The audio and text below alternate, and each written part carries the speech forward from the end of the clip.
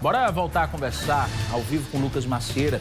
Ele está na cidade de Itabaiana, porque nos últimos dias a gente tem mostrado o aumento de casos de homicídios, de crimes violentos lá na cidade, operações policiais com muitas prisões, e esses crimes teriam relação com uma guerra entre facções criminosas que querem dominar a área.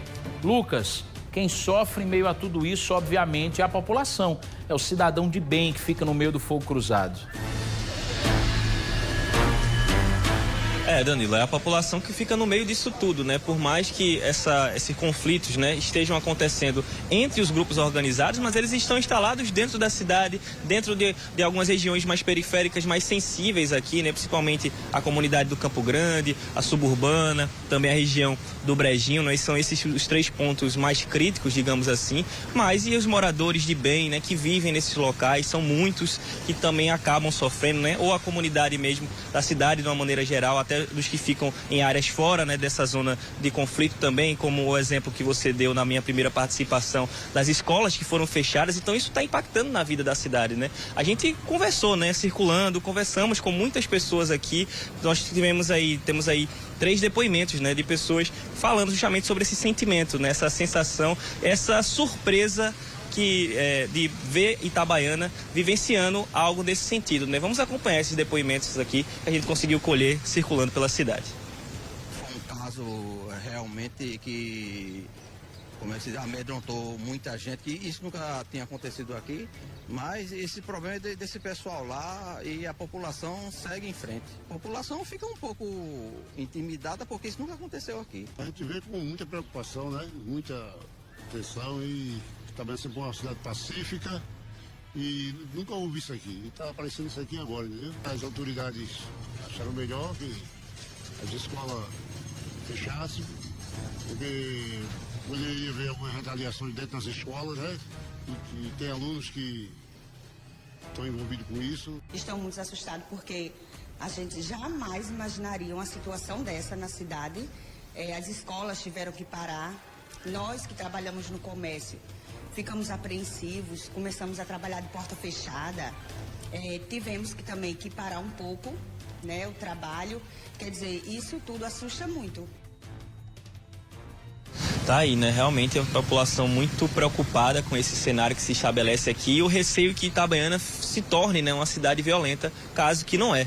A gente também foi até o 8º Batalhão, né? Lá tive a oportunidade de conversar com o Coronel Damasceno, ele que é comandante do policiamento regional da região 3, que responde pelo batalhão aqui de Itabaiana, também de Guarabira, de Solânia, de Sapé e de Mamanguape, né? Muitas cidades também são abraçadas pelo policiamento desses 5 batalhões. Ele estava aqui reunido com o Tenente Coronel Anderson, que é o comandante do 8º Batalhão aqui de Itabaiana, justamente definindo, né, as estratégias diariamente, de acordo com o coronel.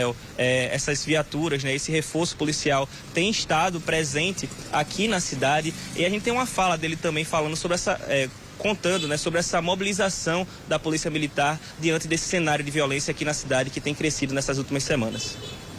Nós passamos a trazer mais com afinco a tropas especializadas, como o choque, como as forças táticas, para cá, para a cidade de Itabaiana, justamente para tentar minimizar essas questões que ultimamente a gente tem visto acontecer desde o final do carnaval. Nós já tivemos aqui na cidade de Itabaiana 29 pessoas presas, né? Inclusive com a decretação das prisões preventivas dessas pessoas. Nós tivemos 14 armas de fogo apreendidas, quase 500 munições, né? Também foram apreendidas aqui na cidade de Itabaiana, como também quase meio quilo de entorpecente. Então, esse trabalho deve continuar, né? Até que nós possamos amenizar essa situação com bastante tranquilidade. Mas como você pode ter observado, eu acredito que você olhou aqui na cidade, a cidade encontra-se tranquila. Tá, então, né, a falar do Coronel Damasceno, eu também perguntei, né, sobre o porquê de Itabaiana, né, porquê dessa escolha, e ele falou justamente que a situação, né, a geografia, né, o local onde a cidade está situada também facilita a chamar a atenção, a despertar o interesse desses grupos organizados, principalmente pelas proximidades aqui, né, com outras cidades estratégicas, também com o estado de Pernambuco. O comandante explicou um pouquinho dessa situação, vamos acompanhar agora também. A cidade de Itabaiana é um polo, não só um polo comercial, E por ser também um polo comercial, isso reflete nessa situação também, possivelmente de tráfico de entorpecentes. E como você falou, até mesmo a proximidade da cidade aqui do estado, aqui de Pernambuco, né? Isso tem facilitado a questão da passagem, da rota de determinados materiais, né?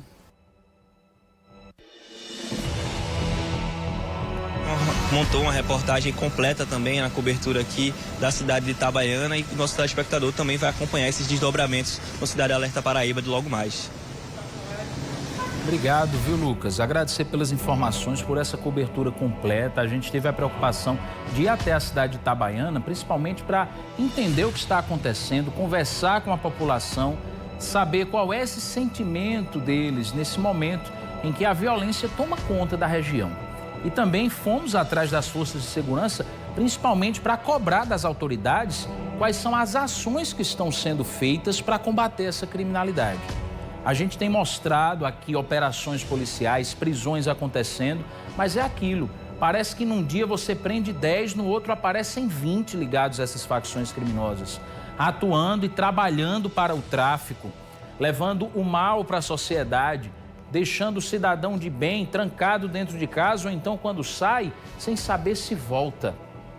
Porque é como eu digo sempre, os bandidos, eles não respeitam ninguém, não querem saber de nada. Quem tiver pela frente, pelo caminho, eles não querem saber. E claro que o cidadão de bem tem o que perder.